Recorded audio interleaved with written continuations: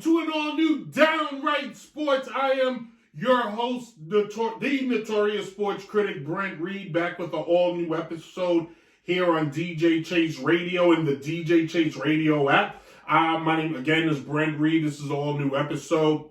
Let's talk about what happened. This past weekend, the Dallas Cowboys, yes, them Cowboys, got whooped by a up-and-coming Green Bay Packers team that are in the playoffs. Now, this is a Packers team that doesn't have Aaron Rodgers for the first time since, 2005, but the first time since 2009. Okay, they don't have Aaron Rodgers. They have this new guy, Jordan Love. He's leading this team, and Dallas, which everyone, not me, but everybody said was the best team in football, period. They were the best because their defense was elite. They were the best because they were undefeated at home. And the last show I can remember, I basically said, I don't see how anybody can agree to that because they didn't beat anyone. They beat the Eagles, which we found out now.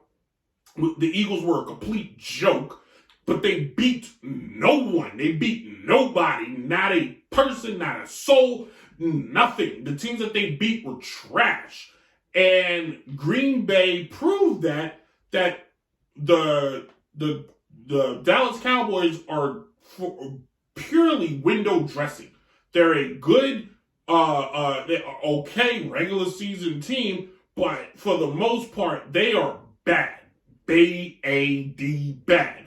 Dak Prescott, in my opinion, is single-handedly the most overrated player in the NFL. Stop this foolishness that he is a number one quarterback in the league. Stop this foolishness that he's elite. Okay? You have to win in the playoffs. Your resume is built in the playoffs. And this new thing where, we players play great in the regular season, we just discount what they do in the playoffs. Let me remind everybody once again, every single sport in America, let me be clear, every single sport in America plays for one goal, that is to be a champion, okay? Everybody can't be a champion, but some people compete at a higher level. So let me give you the best example. Charles Barkley. Charles Barkley never won a championship, but Charles Barkley was able to lead his team to a finals, at least, and they didn't lose because of him, okay? In the case of Dak Prescott, when you're the quarterback on an NFL team, and don't give me this crap, his numbers were fantastic because they were not. His numbers weren't fantastic. If you remember, he was scoreless in the first half. Well, what about the other weapons? What other weapons? You can't have your cake and eat it too. Dak Prescott can't be the best, and then it's not his fault. It's one or the other, okay? You look at guys like Patrick Mahomes. Everyone would agree that his team is not as good as it was when they won the Super Bowl last year or when they went, years before that. But what is he able to do? Still lead and will his team to victories, not make mistakes, not make turnovers, make plays, okay? I will find out this weekend if the same can be said for Lamar Jackson. But go back to Tom Brady in his early years. And what separated Tom Brady from everybody in his early years before he was deemed the GOAT was Tom Brady was a great game manager. To quote Cam Newton, a great game manager. Didn't mean he was a bad player, but he would not be the reason his team lost. He would either be the reason they won, or he would be the reason that they would be able to win. Using my words particularly here, okay? In the case of Dak Prescott, he's never been either, okay? He has a few games here and there, but for the most part, he has done nothing to sway me to believe he is anything more than an okay quarterback in the NFL, which is nothing wrong with that. He's got a fantastic contract.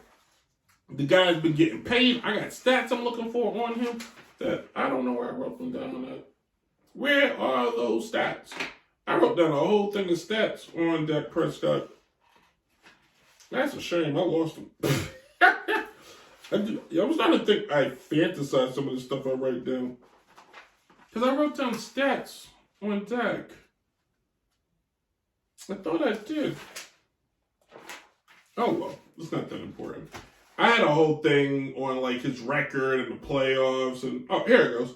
No, I wrote down what I wanted it to be. Did I not write it on anything? Chef, did I not write it?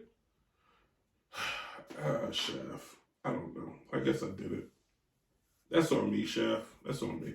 I got all these notepads, and the one note I'm looking for I don't have. Cool.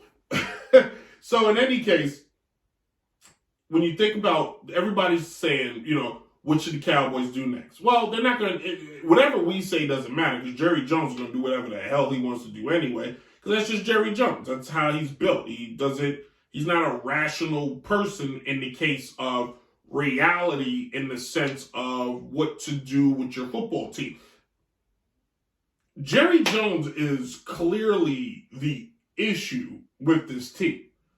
The head coaches he has picked the last few years have been puppets. I'm going to say it again. They have been puppets. I feel like, this is going to be my opinion, he's picking guys that he knows will not shake things up, because he tried. He went down to Bill Parcells, and Bill Parcells basically told him to shut up. But if you look, since Parcells, he hasn't made any flashy, or what some would say would probably make the most sense hires. He hasn't gone after he didn't go after Sean Payton. He didn't go after, he didn't go after others out there. Hell, he didn't go after Andy Reid when Andy Reid was available. Like, he has not chased coaches that are great play designers and play callers. He just went after guys that seems like he can tell the truth. Now, you're like, well, Mike McCarthy has a championship. Yeah, 100 years ago when Aaron Rodgers was his quarterback and only had one and hasn't been back since. So the question now is, if they come back next year with this same coach, this same team, like, that's the dumbest thing you have heard all year. And they will be worse next year. Worse. Not better, worse. If Jerry Jones right now is not on the phone with Jim Harbaugh trying to woo him to Dallas, then Jerry Jones really doesn't want to win. Because obviously money's not an issue, because the Dallas Cowboys are the most valuable sports team in the NFL and in all American sports. So money, he's not worried about the money. Another call he should probably make is to Mike Tomlin to see if he can sway Tomlin to maybe want to leave Pittsburgh. Because Tomlin has proven he can win with no talent. The Cowboys have talent. They just don't know how to play. Imagine if they got Tomlin. After that, maybe he should make some other calls to some other guys in the league. But just go look at his history of picking players. Go look at his history at picking coaches, the leaders of men, and look at everybody else's and see how they've progressed, and the Cowboys just stay the same. But I'm here to tell you right now that if when next year comes, I don't want to hear from ESPN, Fox, whomever, how the Cowboys can win it. Skip Bayless should be let go tomorrow if he shows up next year and talking about how the Cowboys will win.